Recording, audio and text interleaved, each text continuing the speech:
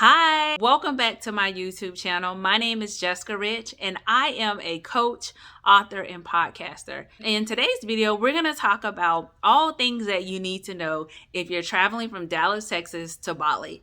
Now, if you've been following my channel, you know that I went to Bali for 12 days. I had an opportunity to travel solo with some quality time with myself. And then I met up with the group for Tony Gaskin's Bali retreat, which I had an amazing experience solo as well as with the group. But in today's video, I just want to share some tips and things that'll help you for anyone who would like to travel to Bali from Dallas, Texas. So let's get into it. First things first, let's talk about the best time to actually visit Bali. It's good to visit Bali during the dry seasons, which is typically April to October. Now, some people don't really care about the seasons and want to go whenever they have, time off from work or whenever it's the cheapest to fly. But if you're looking for the best time to go, well, it's going to be during the dry seasons. During this period, you can expect sunny days, lower humidity, and less rainfall, creating perfect conditions for outdoor activities and exploring the island. While July and August mark the peak tourist season, opting for the shoulder months of April, May, June, September, or October can provide a less crowded experience. Ultimately, the best time to visit Bali depends on your preferences and unplanned activities. So if you're seeking beach leisure, outdoor activities, then the dry season probably would be best for you. But on the flip side, if you're looking to really explore the Balinese culture, the temples, and some of the ceremonies, then the wet season might work for you. So it really depends on your preference. Another crucial aspect to consider when traveling internationally is the flight time. Listen, I did everything possible to try to reduce the flight time, and it just did not work. If you're traveling from Texas to Indonesia, you're probably looking at 20 to 30 hours, and it really depends on your layover times. I would recommend just a few things to keep in mind as you're preparing for your travel. Let's get into it. Here are some key considerations. Flight duration time. The flight from Dallas to Bali is typically long, involving multiple layovers and connections. As I stated, the total travel time can range from approximately 20 to 30 hours, depending on the airline and routing you choose. Connecting airports. It's so important to really take into consideration the connecting airports. Common layovers could be anywhere from 5 to 10 hours depending on the flight arrival time. I personally had a travel agent to assist me to reduce those layovers, but if you're planning the trip yourself, you may run into some longer layovers.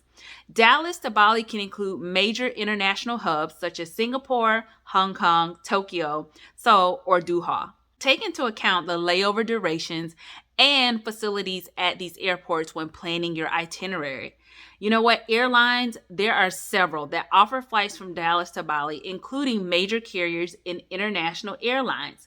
Examples of airlines that operate this route includes Emirates, Qatar Airways, Singapore Airlines, Cathay Pacific, and Korean Air. And just so you know, I traveled Cathay Pacific from California to Hong Kong, and I will tell you, I actually enjoyed the experience. The staff, the flight attendants, they were super nice. That was before boarding, while on the actual aircraft, and then as we were departing. So I had never heard of Cathay Pacific, but overall the experience was really, really wonderful. I had some individuals who traveled along the Bali retreat with me, and they flew some of the other airlines, and they enjoyed it as well. So really do your research and make sure you know what you're getting into, what you can expect, and some of the reviews.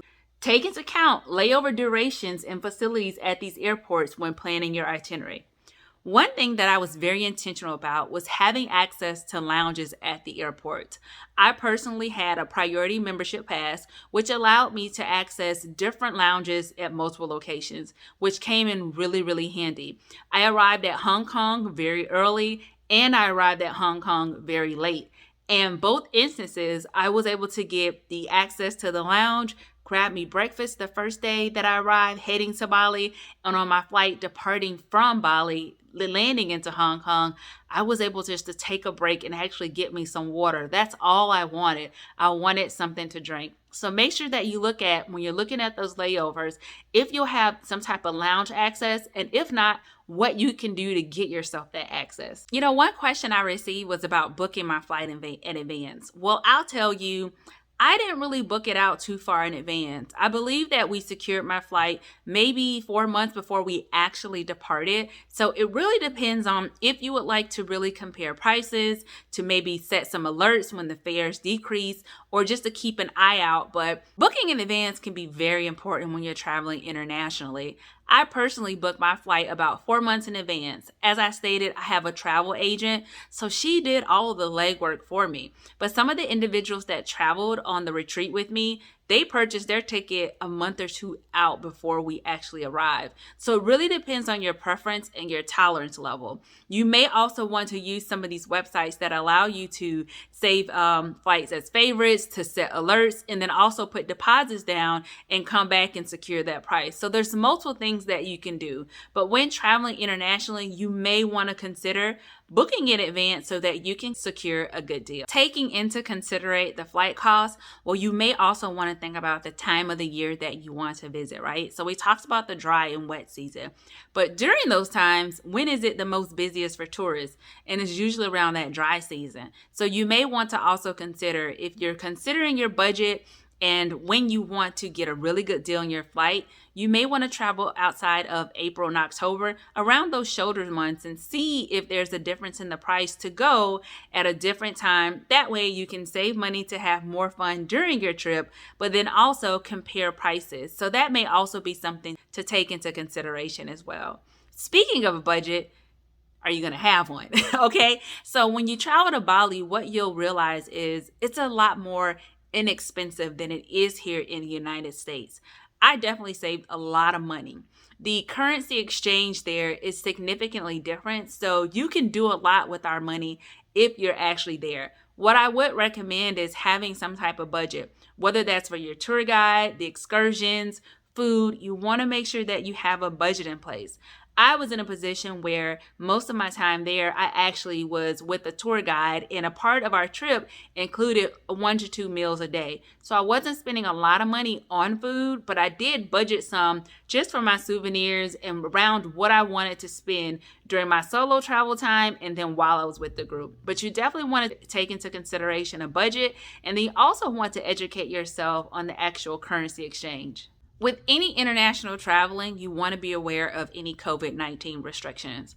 I will tell you personally, the restrictions or requirements that were required here wasn't necessarily confirmed once I arrived into Indonesia. So I will say it's very important to know what the COVID-19 restrictions are, what you need to present when you arrive at the airport before departing Texas, and then making sure you have that information available with you when you travel throughout the country in multiple airports. It's really important to know what you need so you don't delay your flight or miss your flight because you don't have the proper documentation or paperwork to support what you need for the COVID-19 restrictions.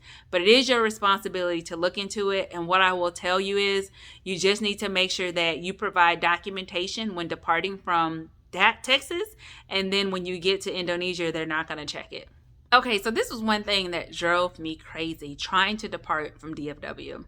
It's the visa requirements. If you do your research, you will see there's an option where you can do an electronic visa or a visa on arrival. I selected for the visa on arrival, and it was a nightmare trying to get out of DFW because they were expecting me to have the visa before departing. And I'm like, I know the paperwork. I know the website said that I can get it on arrival. And that will be correct. So the visa requirements, you can obtain the visa electronically or a visa on arrival when you go through immigration, when you arrive at the airport. Here's the thing. The visa is only good for up to 30 days, and that's for tourism. If you're looking to do anything longer, so extended stay or outside of tourism, you'll need to get an extended longer visa. And there's some other requirements that you will need to do before you depart from Texas. So it's very important to research that, but then also know what you're talking about. I actually spent an hour at the desk at DFW informing them I did not need the visa electronically. I can get through and going and get it on arrival. And literally, I was trying to submit the information in front of the agent, and I kept getting an error message. An hour it took me to do that for the individual to finally go back to the back, and they were able to confirm I didn't need the visa. So let me tell you this. You do not need the visa before you depart. You just need to get it on arrival, and it was like $30. So just an FYI on that. But know the requirements so that you can speak to that. And then also make sure you have a valid passport. All right, you need to make sure your passport expired within 6 months and that you have the information that's necessary to support. If your passport is coming up to expire, then you probably want to make sure you go ahead and renew it so you don't have any issues. But it's very, very important to check the expiration date on your passport and that you take care of that before you travel internationally. I stayed in Bali for 12 days, but if I was looking to stay longer, I would have needed something more than the 30-day visa. So if you are planning to stay longer, I definitely would tell you to look up what the information is requirement before you leave the United States to make sure you have everything here, and then also the requirements in Indonesia so you're prepared if you have a longer stay. But the visa situation was a little back and forth, and then making sure that you have your passport that won't expire within 6 months so that you can protect yourself and you can enjoy your trip. Passport requirements. It's very important to be aware. Ensure that your passport is valid for at least 6 months beyond your planned departure date from Indonesia. If your passport is close to expiration, consider renewing it before your trip to avoid any complications. It's important to note that visa requirements and regulations can change over time, so it's recommended that you check the official website so you know what the requirements are. Let's talk about the currency. So I'm proud of myself because I picked up on it pretty quickly, and I had to because I arrived before the group. So in between traveling with my tour guide and picking up some things, and I was at my hotel by myself, I kind of had to learn. So it's really, really important to learn the currency. Now, the currency that's used in Bali is the Indonesian rupiah. And this is basically equivalent to, let's say, okay, so let's look at it this way. You can receive $100,000, and that's equivalent to $7 USD. So $50,000 would be equivalent to about $3 or $4. My recommendation is, and this is what I did, I just Googled. I'm sure there's apps that can do the currency exchange for you, but I used Google a lot to tell me what I owed and what the currency rate was, because I did actually have my credit card. I did not use cash until the second part of my trip, but once I started using cash, I became very, very educated very quickly about what the differences was, and I was able to help quite a few of my fellow group members. But it's important to understand that currency rate, the differences between USD and then the rupiah, but then also making sure that if you're going to exchange it, you go to a reputable company. I know we were walking one night to try to find a company to actually do exchange with the USD, and there was only one that was open. We were not sure, and our tour guide was actually able to exchange it for us, but you want to make sure they actually exchange it correctly. So when you think about it, right? It is actually $100,000 is equivalent to $7. $50,000 is equivalent to like 3 or 4. And if I'm correct, $15,000 is equivalent to $1 for USD. So you can get a lot for your money in Indonesia. It's actually pretty impressive, like the price differences and just when you travel anywhere, right? But just looking at the differences of what you can receive for the USD dollar, it's amazing. When I got my bill, when I checked out of my hotel, the first hotel I stayed at, I was very, very surprised how much I actually had incurred. It was less than $200.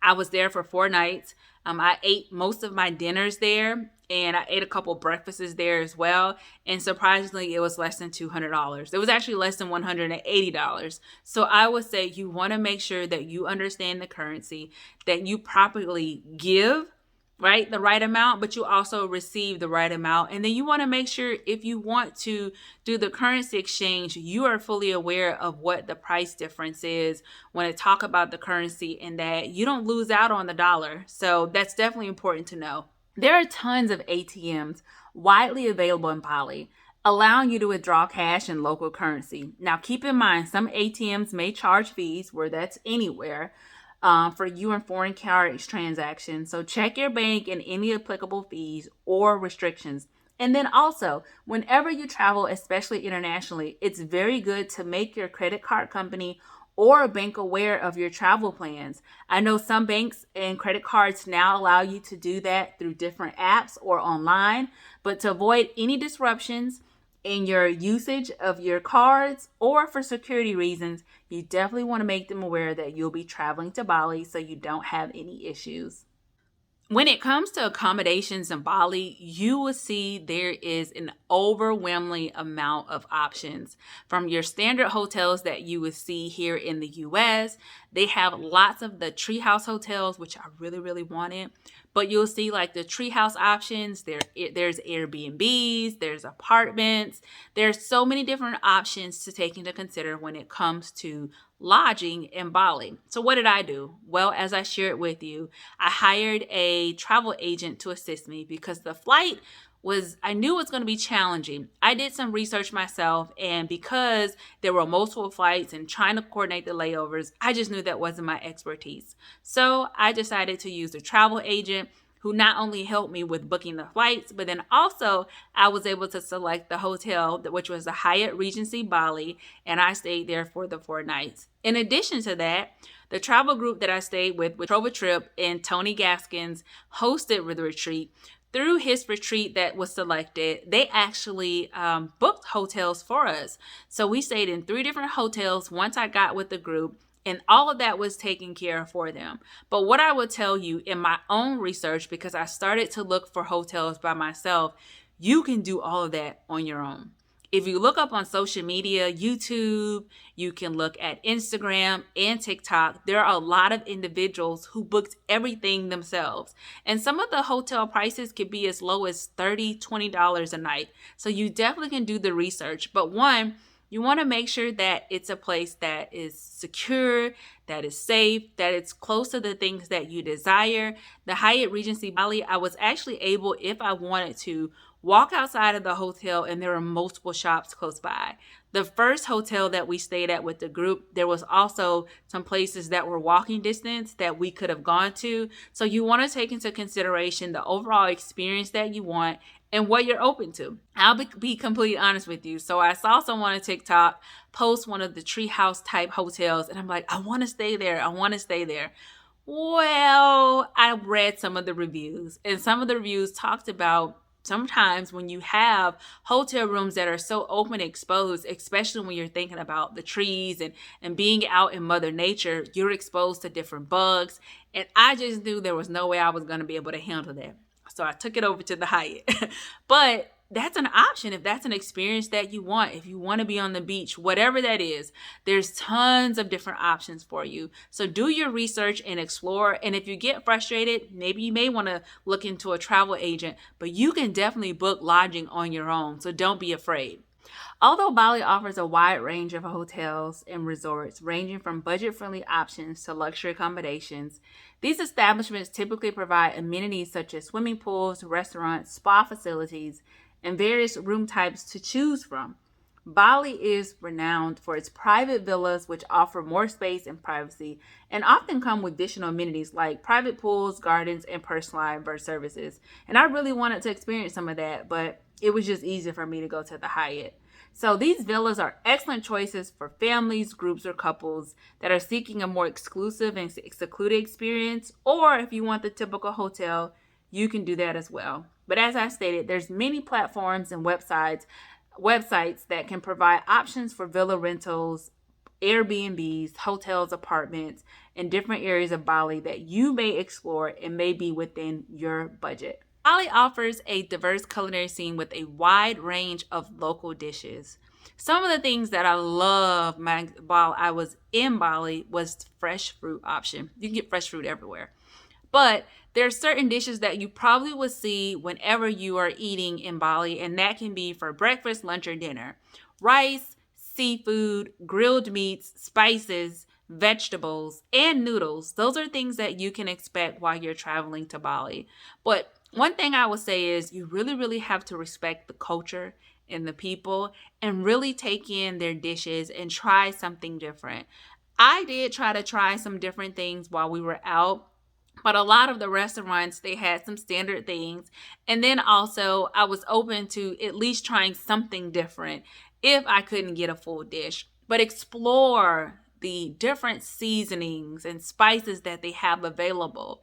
The fresh fruit was something that you can get everywhere that you go, which blew me away because I love fresh squeezed juice, but to be able to see it everywhere you go is pretty amazing. So that's something that you'll see and you'll get to appreciate. I'm not a juicer, but it really made me want to be a juicer. So enjoy the food, the culture, be open to trying new things. I was amazed that I had oxtails there. I had a fried rice oxtail dish the first or second night that I was there, and it was actually really good. And I've had some really good oxtails, okay? So you want to be open to the culture, to trying different food, the seafood, the spices, but lots of rice, lots of noodles if you love that. And that can be for breakfast, lunch, or dinner. So definitely be open to trying different dishes. When dining in Bali, it's important to choose restaurants and food stalls that prioritize hygiene and food safety. Look for establishments that have good reviews, a clean appearance, and follow proper food handling practices. Eating in busy places where food is cooked, fresh, and consumed quickly can also be a good indication of good quality hygiene. So that's something to take into consideration. But don't be afraid of trying the street food scene.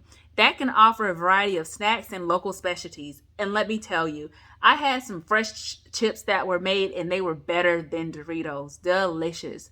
Street food can be a great way to experience the local flavors, but be cautious when you're choosing street vendors. You want to take into account that hygiene and those safe food handling practices. So let's talk about the water in Bali. Well, before I actually left Texas, I did my research and I was able to read up that it was not safe to drink the tap water in Bali. What you'll see is that there are water bottles everywhere that you can purchase at local markets, on the street, grocery stores, whatever that is. But even at the hotels, every hotel that I stayed at, they provided water bottles for us to be able to drink, but then also to brush our teeth. So know that you want to take into account that you cannot drink the tap water. So you want to have water bottles handy. Even though the hotel provides them, it's best that you probably pick up some water for yourself. If you're anything like me, I like to brush my teeth, but then also you have it handy for you. So you have it to brush your teeth, to drink it whenever you need it. But it's best to actually keep water handy actually in the Airbnb, hotel, hostel, wherever you decide to stay. But you can't drink the tap water. It's not recommended. So let's talk about the transportation in Bali. Well, one thing I'll tell you is everyone has scooters. Okay, there's scooters everywhere. You'll see families on scooters. I'm talking 3 to 4 people. You'll also see some local tourists that will rent scooters as well. But transportation there can be fairly easy depending on the access that you have.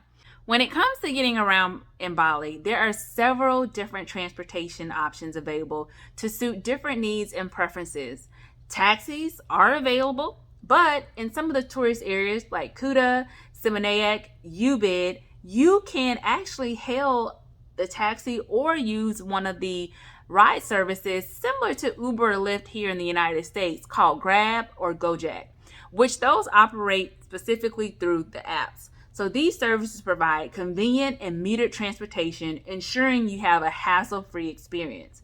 Also, you can hire a private driver. So one thing that I did before traveling to Bali was I did a lot of my research through Instagram and TikTok, and I wanted to see other travelers who utilize tour guides, and I was able to find an individual who also had a driving transportation business. So that individual was able to pick me up from the airport, take me to my hotel, pick me up and drop me off for our tours, and then took me from the hotel that I was staying solo to the hotel to meet with the group.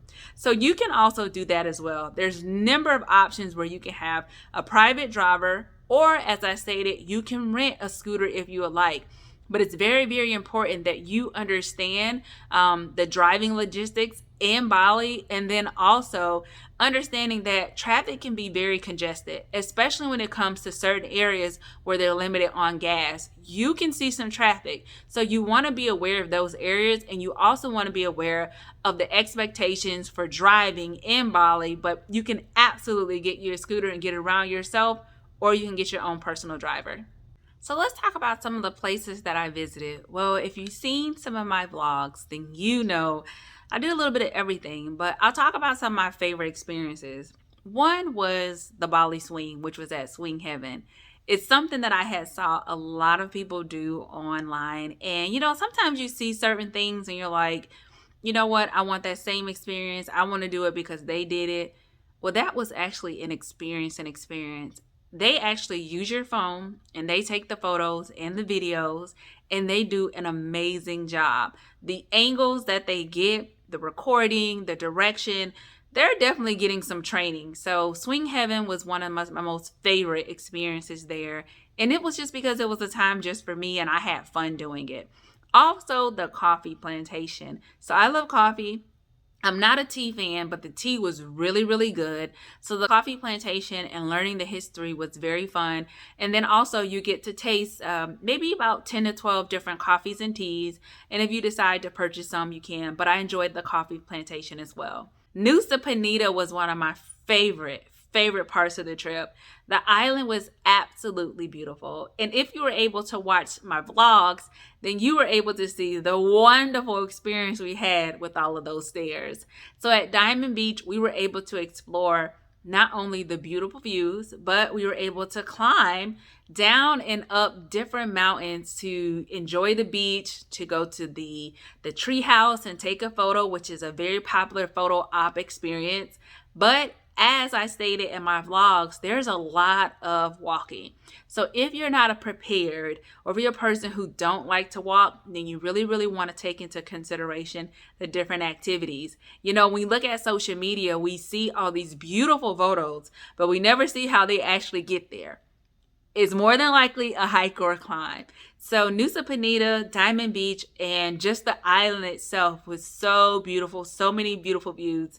That was probably one of my favorites. The monkey forest. The monkey forest was fun. I'm not really an animal person, but they were very tamed.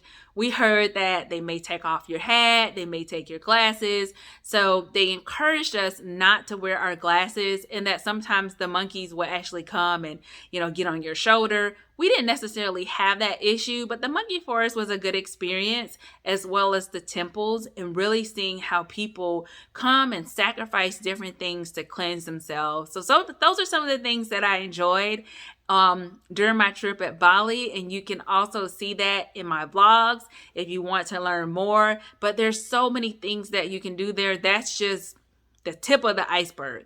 There are a lot of things that you can explore. If you also saw my vlog, I went to Kritia, which was one of the hotels that are there that has levels of It's levels of pools, it's level of a hotel, it's levels of a restaurant, and it's really just a place people go to relax. So Kretia was also fun. It was a long day at Kretia, so I don't know if that was one of my favorites. I love the scenery, but we were just there for a very long time. But Kretia was very relaxing, and there's other places that you can go where they have pools, beautiful sceneries. Kretia actually is right across from a rice field, so you got to see that.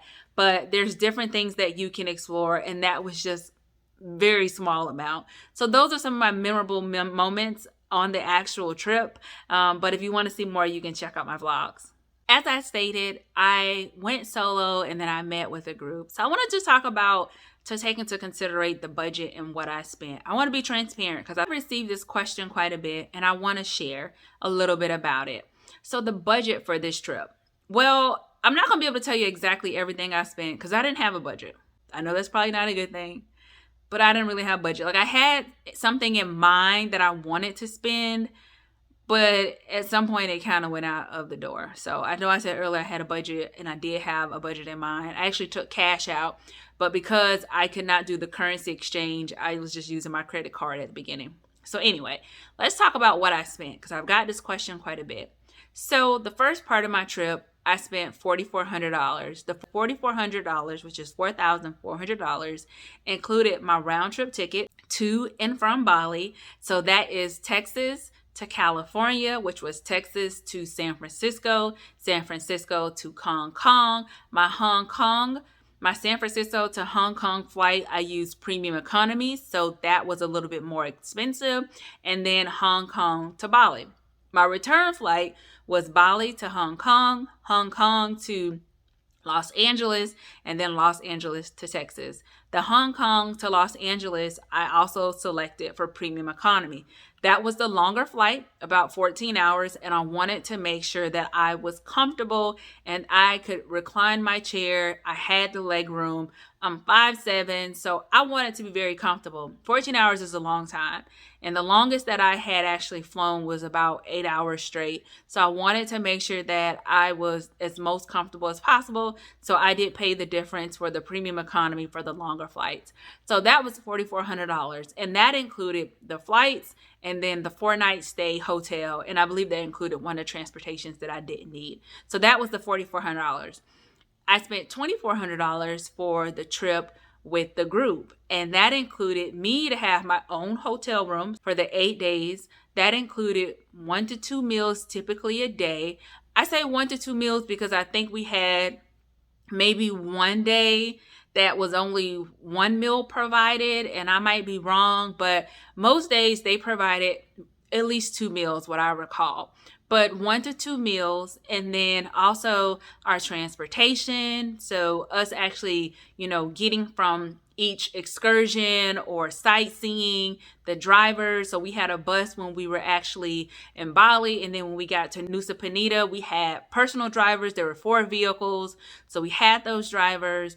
It included them paying for the meals that were included, and then there were some times where we were able to go and get like fresh juice. At the rice fields, we got fresh juice. We had dumplings, and I think we had something else. So there were some nice, cool things that were included. And I would have to say, Trova Trip selected some beautiful, beautiful restaurants for us to dine at. The views were amazing. So I give them a thumbs up when it comes to the selection for the restaurants, because not only was the food good, not only were the drinks good and like the mocktails and sometimes cocktails, but overall just the selection of the ambiance was amazing. So I definitely give them props for that. But that trip was that part was a little less expensive, but it didn't include the flight. So that was $2,400. And I would have to say it was definitely worth the $2,400. It also included our ferry to and from Bali to Nusa Penida. So if you take into consideration all of that for 8 days, that's pretty good. So $2,400, 8 days. We're looking at $400 a day. Hotel, food, the transportation. So total, looking at the $4,400 plus the $2,400, $6,800 is what I spent. And that's not the souvenirs or any food that I purchased outside of it.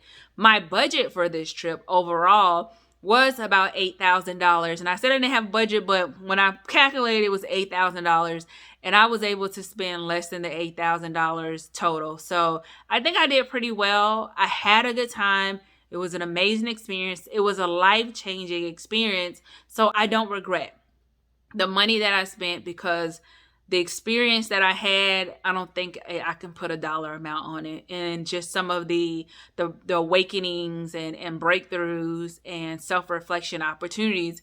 So it definitely was worth it. But when I calculated everything, I didn't want to spend more than $8,000. And be quite honest with you, the $4,400 for the flight and the hotel, I thought it would be more, because when I priced it on my own, it was coming up more towards $5,000. And some of my fellow travelers that were a part of the group, they paid $4,000 just for the flight. $4,200, I believe someone said. So for me to get $4,400 and I was able to get the hotel as well, I think that's pretty good. So if you're going to travel there, I would say this: have a budget. Do a better job than the budget that I had, because as you can see throughout this video, I had a budget and didn't have a budget, but then I had a budget. I had an amount that I wanted to spend, and then things kind of changed as you get in the moment. That's not a good habit. But anyway, if you have a budget that you want to stick to, again, there's different platforms and sites that you can look up different flights. I know that some people do the alerts. They're able to do deposits. I think you can pay as you go or something like that. But there's different things that you can do to help you stay within your budget.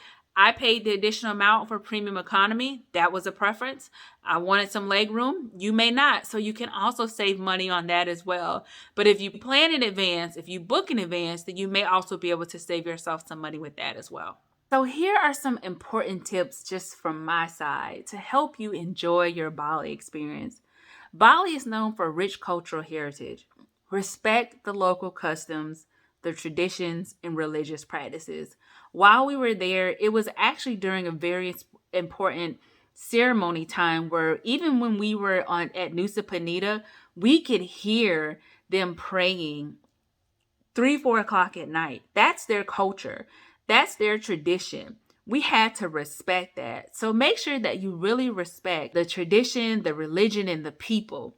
Dress modestly. When visiting the temples or religious sites, be mindful of what you're wearing because you don't want to offend them, and be very, very intentional about researching that so you know if there's any dress code requirements. Bali's tropical climate can be hot and humid, so you definitely want to stay hydrated by drinking plenty of water throughout the day.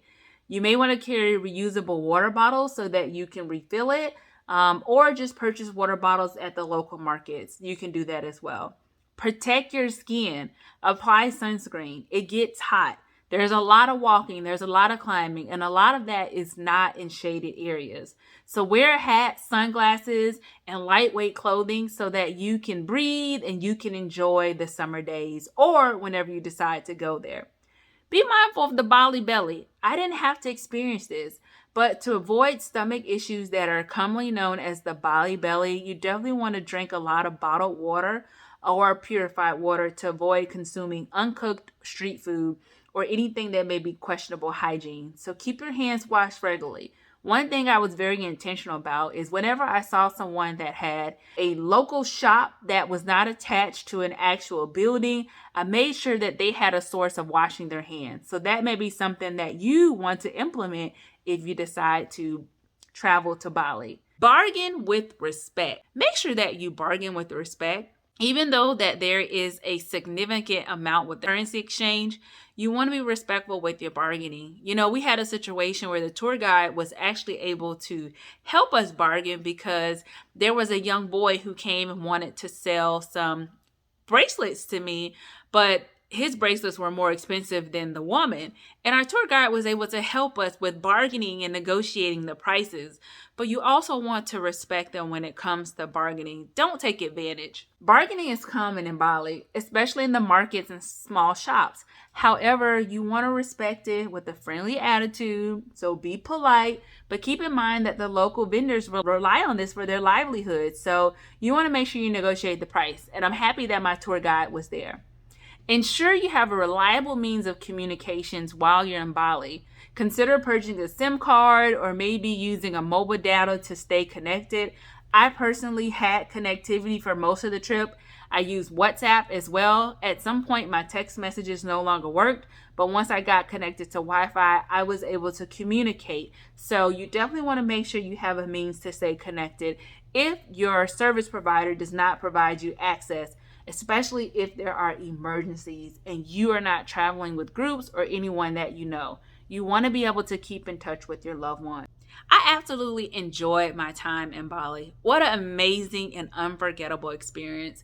Coming back to the United States, I felt like I'm a totally different person. I have a new mindset about me. I already was exuding peace and joy, but it just feels different after being a part of such a rich culture, embracing being in the moment and respecting the culture and the people. I absolutely love it. And if you have an opportunity to travel to Bali, I encourage you to do the same. Embrace the culture, embrace the people, embrace the opportunity to learn something new, to try something new. I talk about all the walking we had to do because they do a lot of walking. There's stairs everywhere and they do a lot of walking. You know what? Come prepared. I'll be honest with you. I wasn't fully prepared for some of the hiking, and that's on me. But if you prepare yourself with the proper shoes and the clothing, you'll have an amazing time because the views are absolutely worth it. So I hope this video helped you. If you're someone who's thinking about traveling to Bali and you just wanted to know some tips or best practices to consider before actually traveling or till you get to Bali, I hope this was helpful. So thank you for watching my YouTube channel. Thank you for supporting me. If you haven't watched the vlogs, then go ahead and check them out. And I'll see you on the next one.